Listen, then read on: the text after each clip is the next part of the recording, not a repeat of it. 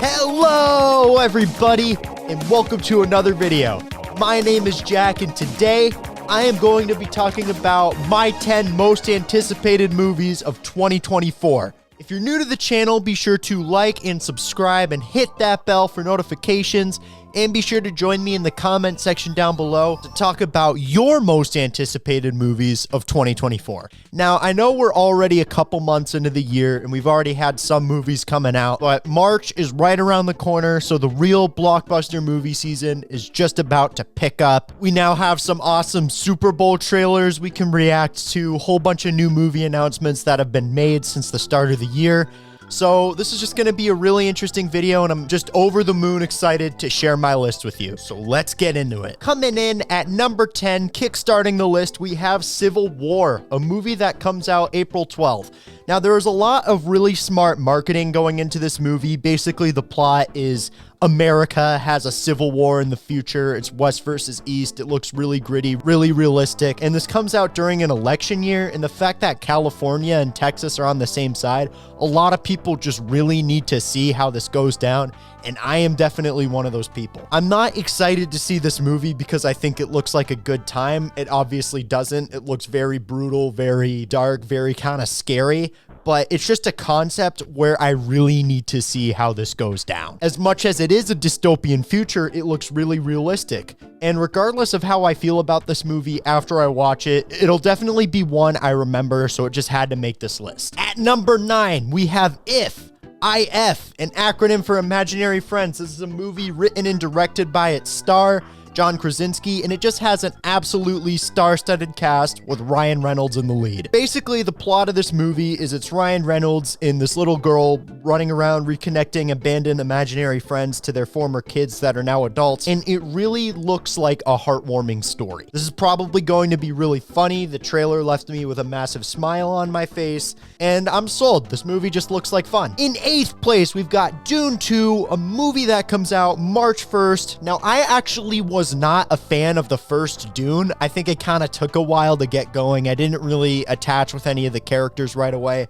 but now I'm kind of realizing that the first Dune that came out in 2021 was much more of a part 1. Dune 2 is really where the story picks up. This is really where we get to see the action and the true climax of this war between House Atreides and House Harkonnen. This movie just looks epic in scale. The visuals are amazing, and it really looks like we're going to see some awesome ground battles, which I am always a sucker for, especially in sci-fi fantasy films. Plus, it looks like Timothée Chalamet is going to ride the Sandworm, which is pretty freaking cool if you ask me. In 7th place, we have Arthur the King, which is a dog movie that comes out March 15th. It's based on a true story.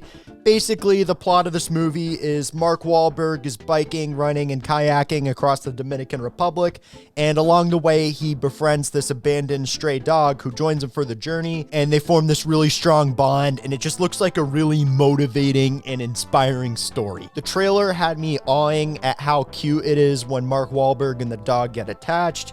I really like Mark Wahlberg as an actor, and as someone who loves dogs, this is the type of movie I am just a sucker for. Landing just outside the top 5 is Ghostbusters, Frozen Empire, the follow-up to Afterlife that comes out March 22nd.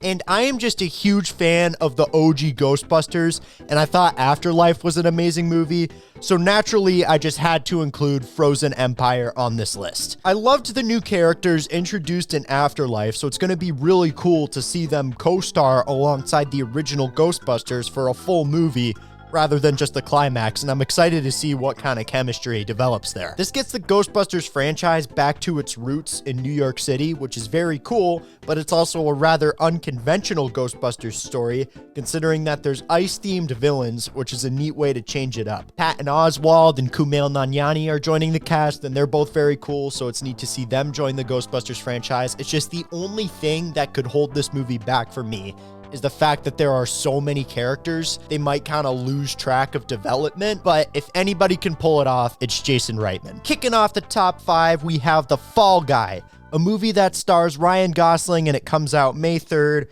Basically, the plot of this movie is Ryan Gosling is a stunt double on a big budget action film, but the star of the movie gets kidnapped and he's the one who has to track him down.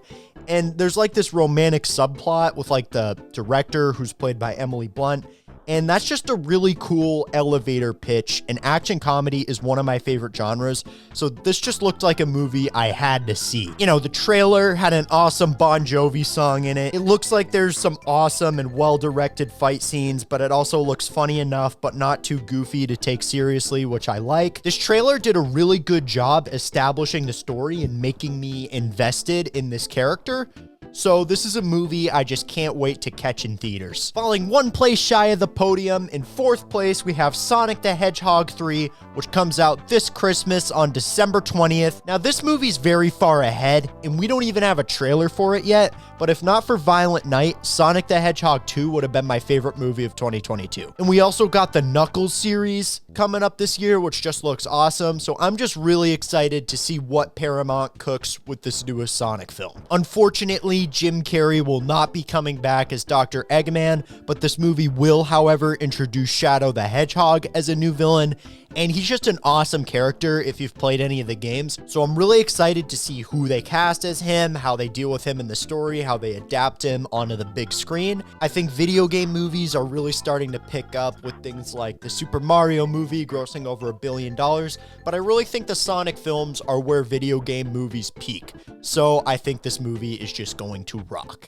Taking away the bronze medal is Moana II, a movie that comes out in November 11th, and this was only announced a few weeks back, so I'm still kind of in disbelief that this is even happening. I am a huge fan of the original Moana, so I'm really excited to see these characters again, and the way the first one ends with Moana and her people leaving Motunui just opens them up to a literal whole world of possibilities. There are some things that could draw it back, considering Disney's track record with bad sequels such as Ralph Breaks the Internet and Frozen 2. This could very much be a train wreck, especially considering that Lin-Manuel Miranda isn't coming back to do the music, and considering how interesting the Wish music was. I'll let you live it for free and I don't even charge you rent. Not really a good sign.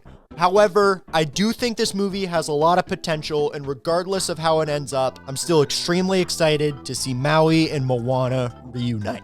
I just love the Kung Fu Panda movies. I grew up watching. As our runner-up for number one, we have Kung Fu Panda 4, a movie that comes out March 8th, all three of them. The third one came out for my birthday one year, and it was just really exciting to see in theaters. And now I'm going to get to see a Kung Fu Panda movie again as a 16-year-old, and that is just really exciting to me. I'm totally pumped to see my boy Po again and revisit this world that DreamWorks has created, and the action and animation really looks on par with the original trilogy. It's really cool to see Tai Lung again, and I'm really excited for him and Po to kind of form this like Rocky 3, Rocky and Apollo bond where they were like rivals in the past, but now they have to team up, and I think that's something that's going to be really cool for their characters.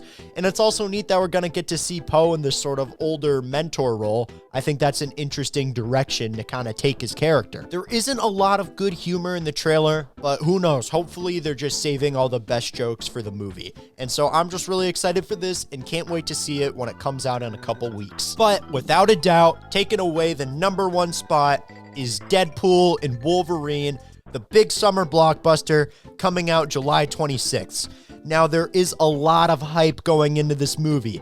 This is directed by Sean Levy and starring Ryan Reynolds, the same duo that recently put out The Adam Project and Free Guy, which were both amazing movies. This is Ryan Reynolds returning to his best role. This is Deadpool joining the MCU. This is the first R-rated MCU film, the only Marvel Studios movie of the year, and Hugh Jackman is coming back as Wolverine. Like, come on, when you combine all those things, I'd really be surprised if this movie doesn't make $1 billion.